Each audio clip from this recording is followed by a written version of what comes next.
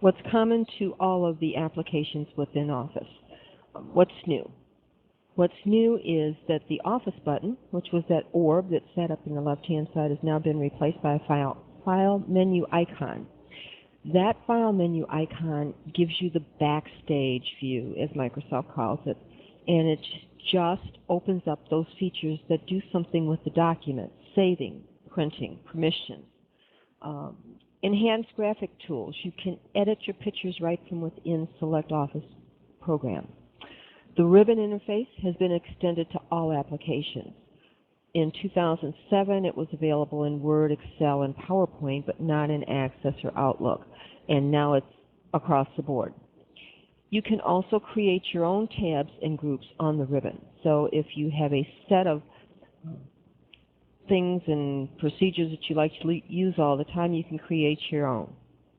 And in 2010, there is a built-in PDF writer in all applications. Before, you had to download and plug in a PDF little app from Microsoft. Now it's right into the application itself. Well, what's not hot? Well, ribbons are still there. You still have groups. The options are still there. And each application has the same functionality as 2007. Word is Word, Excel is Excel, and PowerPoint is PowerPoint. Now I'm going to take you through each of the applications: Word, Excel, PowerPoint, and then after we've gone through this portion, I'm actually going to go over and share my desktop and walk you through the steps on how to do some of the things that I'm going to talk about. So, in Word, the changes are that the default line spacing was always 1.0. Now it's 1.15.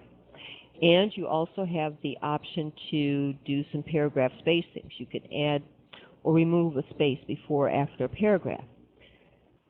What's hot? Built-in screen capture. So if you're in Word and you need to take a screen capture of a website or your desktop, in Word itself, you can insert a screen capture right from within Word without having to purchase, download, or install a little third-party app. Photo editing. What's new? You even get a thumbnail preview and can do some editing, minor editing. It's not like Photoshop, but you can increase or decrease the contrast. You can remove the background and do some minor photo editing that you weren't able to do prior. You've got some new smart art designs in Word and enhanced equation tools. As always, like I said, it can convert to PDF natively. So you go to File, Save As, and you can save it right as a PDF document from within Word. Also, you can use the Mark as Final before you share or send a Word document. You can make it so that that version is Mark as Final and will only be opened in document read only. Okay, what's with Excel? Well, Microsoft gets really excited about this one, and I'm not sure why, but if you are a heavy-duty Excel user, maybe this will excite you too. Sparklines. You can create tiny little charts that fit into a cell and reflect in a picture view your data. Excel has more themes and styles, and like Word, you can create or insert a screenshot. You can do paste preview of a photo or edit before you actually click, put it in there. And it allows for caption picture layout. So if you have a picture that you're putting into Excel, you can use the caption picture layout to actually give it a title. Behind the scenes, there's been some additional or more accurate statistic functions with the new version of Solver, as well as equation editing tools. PowerPoint. What is hot? This gets me excited. And if you're a heavy-duty PowerPoint user, this is one thing that Microsoft has been missing for a while, and you would always have to go out and find an application or find a workaround. PowerPoint now lets you embed web videos. You can copy embed codes from YouTube or another video sharing site, for instance, TED.org or Vimeo. Except, interesting enough, PowerPoint will not let you insert or play a Microsoft video that you've captured the embed code from their site. So maybe they'll work on that. You can paste it into a slide, and then once it's in the slide and you are presenting it or someone is viewing it, they actually have play controls where they can forward it or stop it or pause it. So they can actually see that video natively within a PowerPoint. And you can create a video from a presentation. So I've got my presentation, it's all done, but I'm sending it to somewhere that they don't use PowerPoint, they don't have PowerPoint. So what I can do is I can create a video by going to File, Save As, Create Video, and package that up. Now it's huge, and you can, if you want to do that, but just be aware, I can put it on a website or put it on a sharing site, and it is viewable by those even without PowerPoint installed. Talking about videos, if I have a video that is natively stored on my computer, so say like this one, I have a video of my dog who loves to walk on the treadmill. In fact, he will get on the treadmill and he just thinks he's out for a walk in the park. But the video is rather long. So what if I wanted to put it in my PowerPoint, but I only wanted like a few seconds? With PowerPoint 2010, I can edit that video. I can bring that video in, and then if I want to shorten it, I'll double-click on the video picture, go to Video Tools and Playback, and select Trim Video, and I can then move my begin and my end markers to maybe 5 or 6 seconds, click OK. My video shot or clip or video bite is in my PowerPoint slide and ready to be saved. Okay, so that is what's new, what's not, and what's hot. So now I'm going to share my desktop with you and take you through the things that we've talked about. I've opened up Word, and now I am in Microsoft Word, and I click on the File menu, and remember that I said that is now called, that's the Backstage view. If you notice, anything that has to do with information about your document, saving it, opening it, closing it, is in the Backstage view. I can from here open or see recent documents that I'm opened, do print. This will give me a print preview, and this is a blank document, but if I had a regular document, I'd see the print preview on this side, be able to select the printer, select what I want to print, and then when I'm all done, the number of copies, and click Print button, and it sends it to the printer. Now I'm still in my document. When I want to go back to the document itself, I just click on the Home button. So, File, Backstage View. This is Save and Send. From here, Save and Send, this is where you decide what you want to do with your document. I can create a PDF right there from PDF, and then when I'm ready, click on Create PDF, and it will natively save it as a PDF file. I can also send using email, and when I say email, I mean if you use Outlook. If Outlook is not your default mail carrier, then it is a moot point.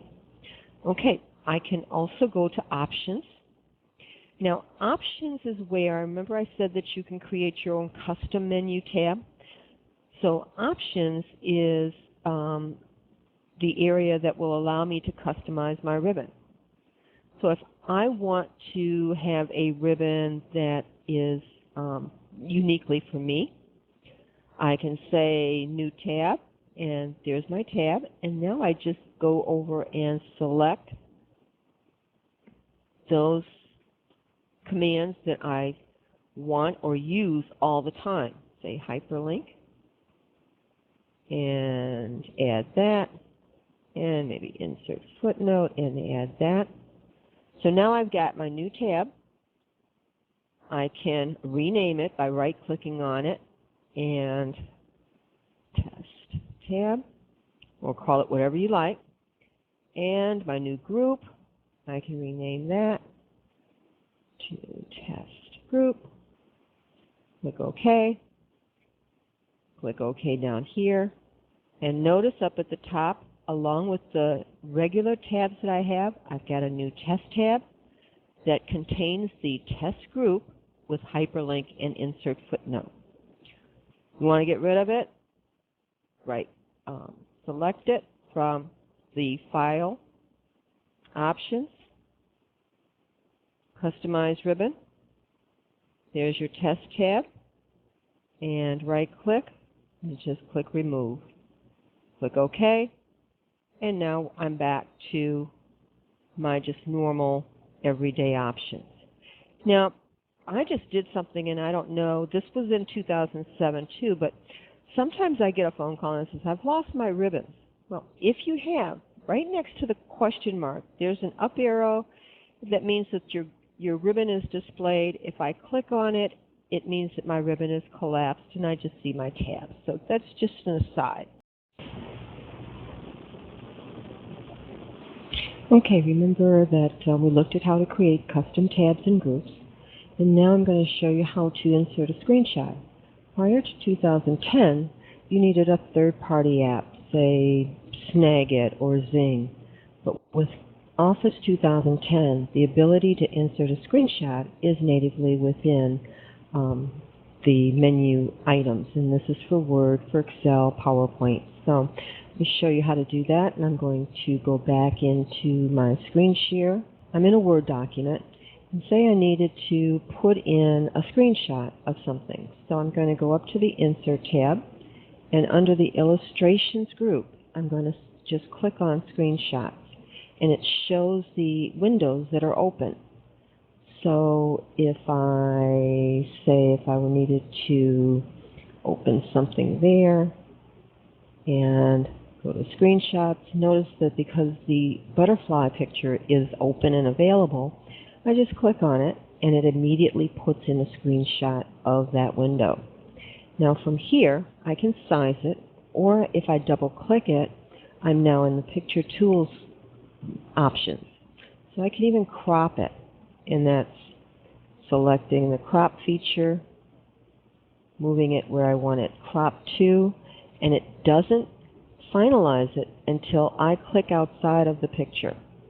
So there's my screenshot. And now I can do some other things. I can change the color of the picture. So if I wanted to give it a tint, I can do that, make it a little brighter. And that's the photo editing within Microsoft Office.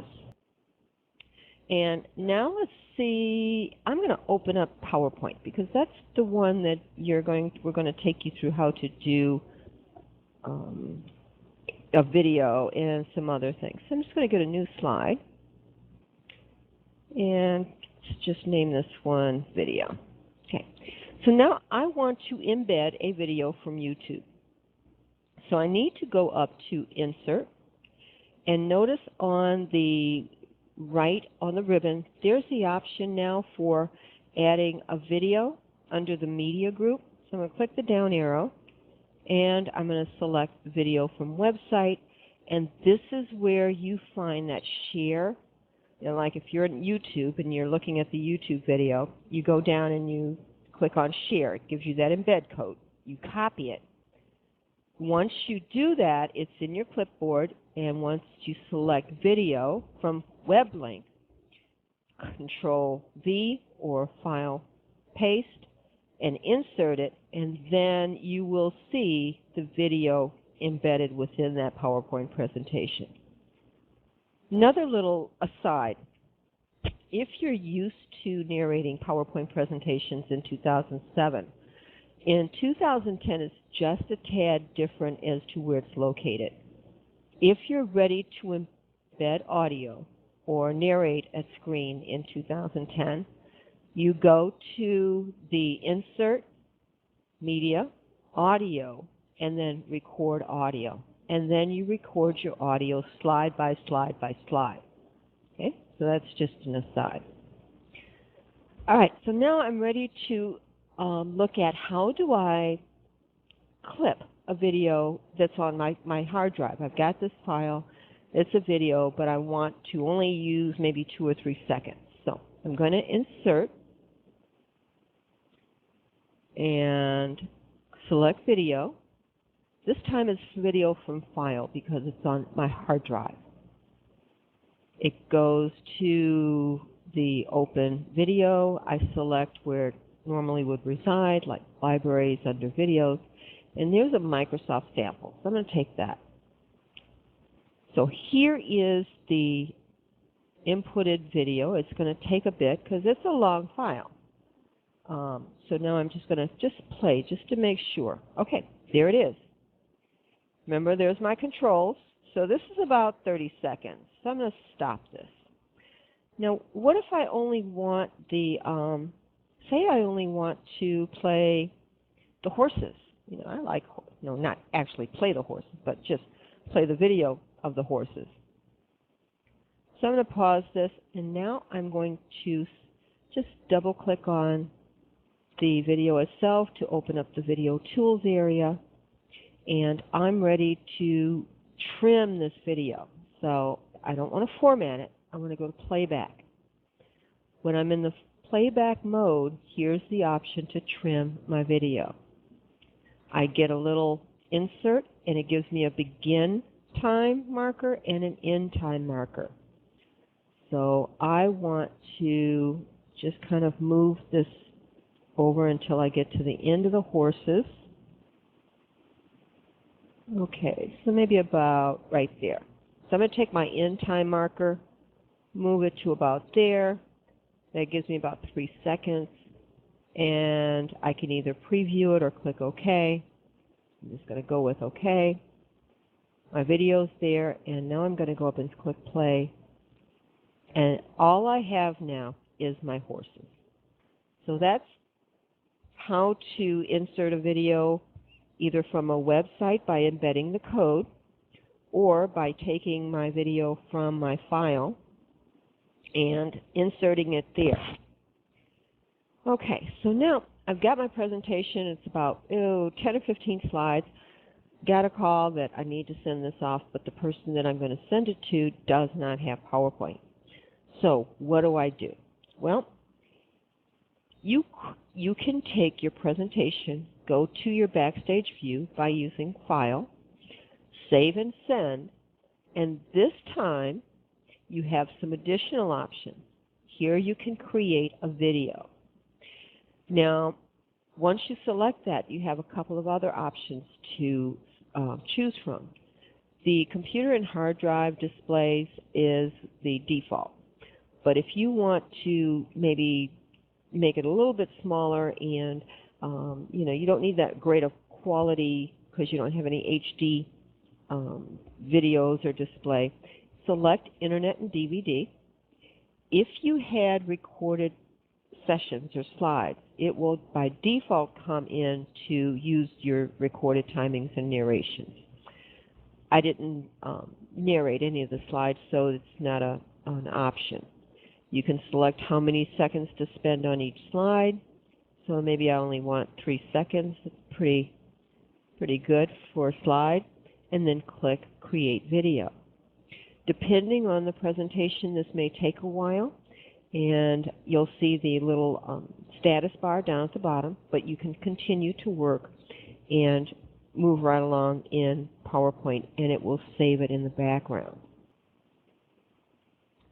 And just about ready to wrap it up, we looked at the Backstage view, the file options with changing and customizing and printing and creating video. You can, remember, create your own tabs and groups, insert your own screenshot. the built-in PDF writer, photo editing, how to video editing a little bit to trim that video, how to use the embed codes from YouTube or TED.com and embed that within your PowerPoint slides, and then how to save it as a video. So, do you want more, or do you need help? Well, Microsoft has some very quick tutorials out on their http://office.microsoft.com site, as well as on our ltu.edu/ehelp/Office 07 reference. There are also reference guides for Office 2010. Last resort, really stuck, don't know the answer, contact the help desk or email helpdesk@ltu.edu. And enjoy Microsoft Office 2010. And as always, if you need help, just yell. Have a good one.